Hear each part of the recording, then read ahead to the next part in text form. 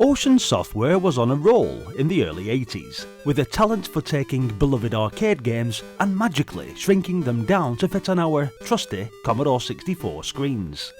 Among their offerings, Cavelon stood out as a shining gem back in 1984, but is it pronounced Cavelon or Cavelon? Like Roxy Music's ethereal Avalon? Who knows? But it certainly brings a touch of whimsy to this pixelated adventure. Cavelon. For those of you who haven't yet battled it out on the ramparts against a fearsome black knight to rescue a damsel in distress, let me paint a vivid picture of what castle games are all about. While each game in this genre has its own quirky twists and unique mechanics, the central objective remains the same. Navigate through an intricate maze of rooms and levels to save someone special, typically a princess, or, in this case, the illustrious Guinevere. As you kick off your adventure, you'll witness a scene straight out of a medieval tale.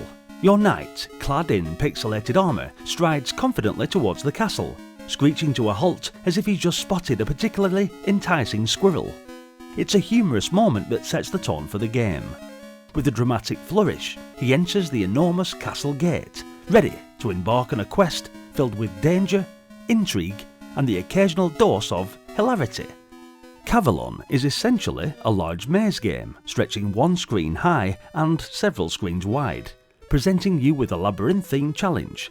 You play as the gallant knight, presumably King Arthur, tasked with rescuing Guinevere, who has somehow managed to trap herself in a high tower.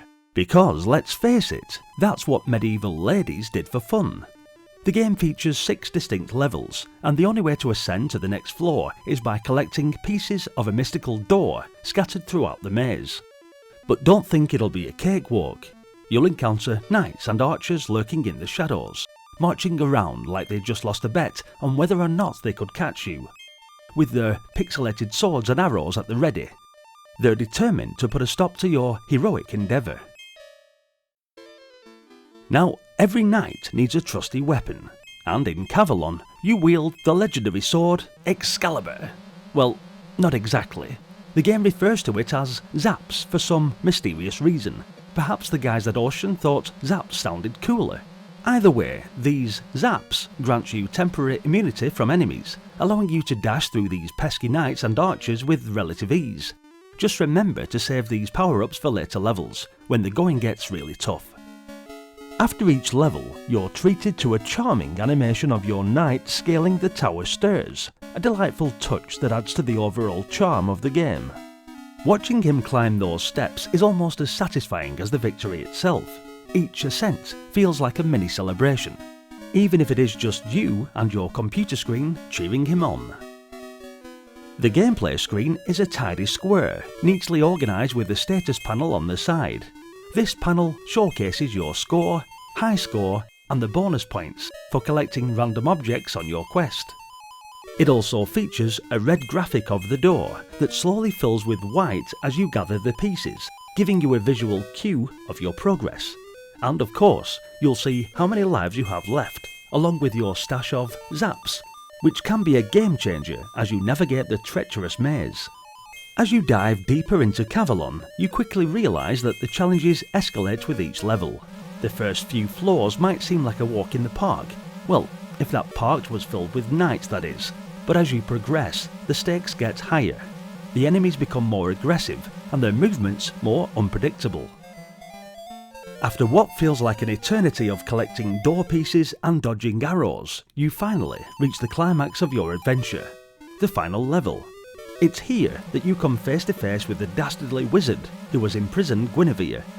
Actually, he looks more like one of those characters from Wizard of War, that blue fella, but not blue.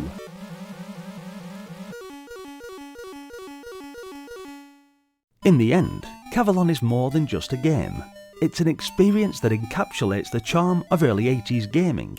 From the whimsical animations to the quirky enemies, every aspect of this game is a delightful nod to the era.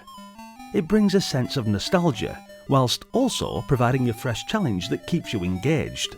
So gear up, brave knights. Whether you're a seasoned player or new to the castle gaming scene, Cavelon offers an adventure that is both entertaining and delightfully nostalgic. Thanks for watching, guys. Hit the like button if you enjoyed the video, and maybe share some of your memories with this game in the comments. As always, your continued support spurs me on to continue this epic journey down memory lane. For more Commodore 64 nostalgia, then click subscribe, and once more, may fortune favour your path and the winds guide you true. Until our fates intertwine once more, carry with thee my respect and valour. Fare thee well, or, as we say in the northwest of England, I'll see thee in the next one. Until then, bye for now. A massive thank you to the following Patreons.